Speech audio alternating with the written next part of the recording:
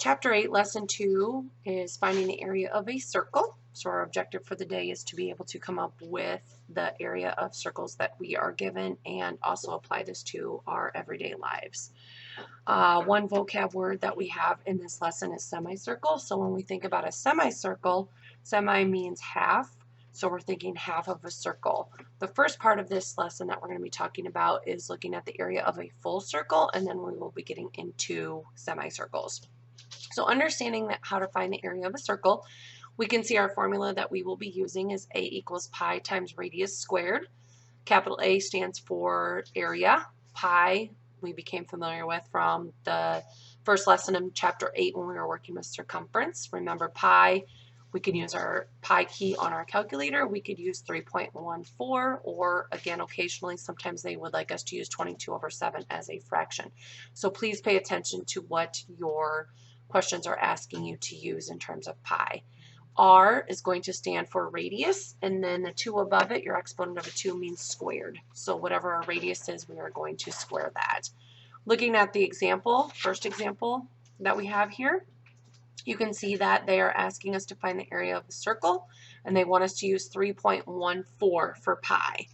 So when we take a look at this one, you can see over to the right, they have given us a circle where they have given us the radius.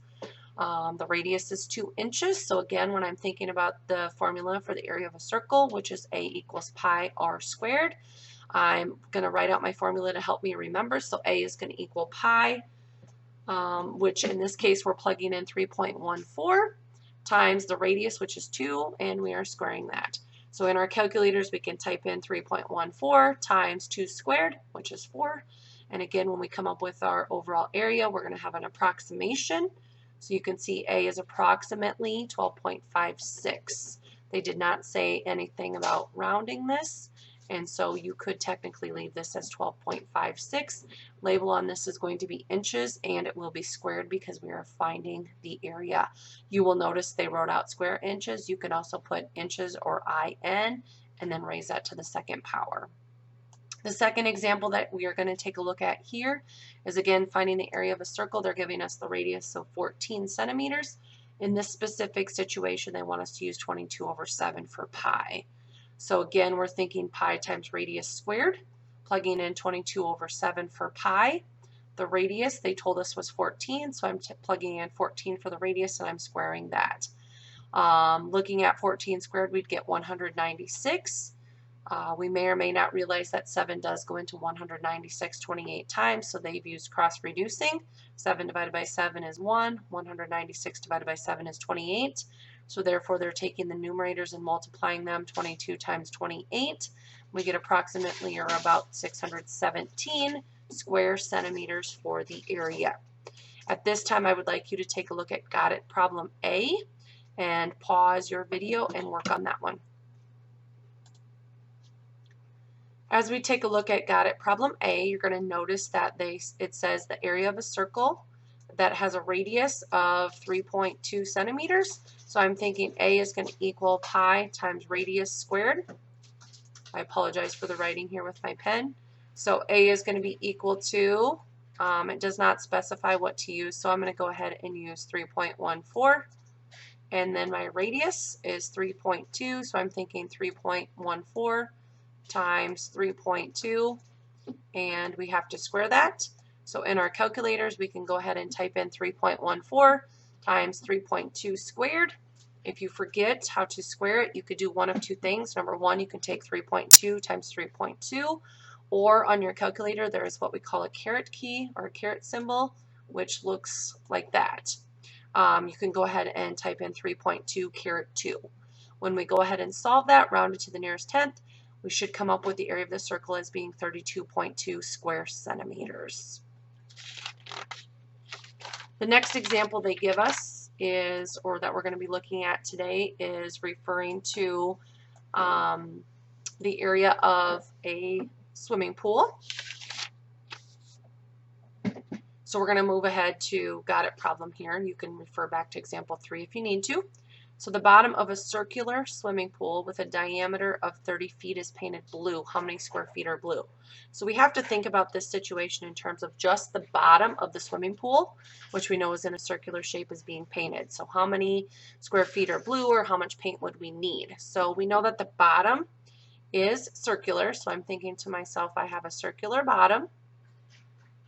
That's not very good. I'm going to erase that because that's a bad circle. I'm going to try again here. Hopefully, maybe. That's not any better. Let's try again.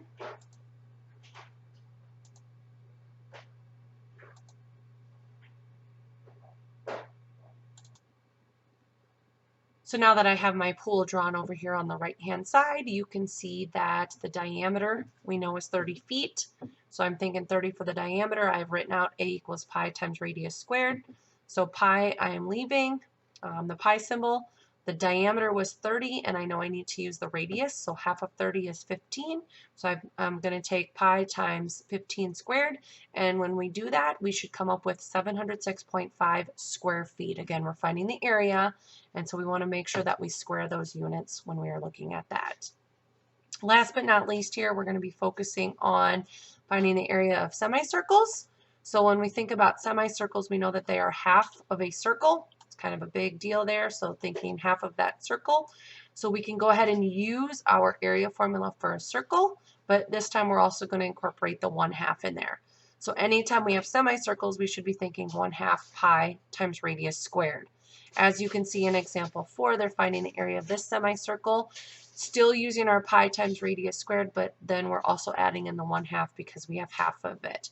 We're going to go ahead and take a look at got it problem letter C. So when we look at this one, they want us to find the approximate area of a semicircle with a radius of 6 centimeters. So when I think about this one, okay, I am thinking a semicircle, so I'm thinking half of it. Okay, so I'm going to think half, A equals 1/2 times pi times radius squared. Okay, so 1/2 times pi, radius in this case is 6. So on our calculators, we should be thinking 1/2 times pi times 6 squared. And when we go ahead and plug that in, we're going to come up with 56.5 square centimeters. From here, you can go ahead and work on the practice problems that I have given you in this PowerPoint and then check your answers.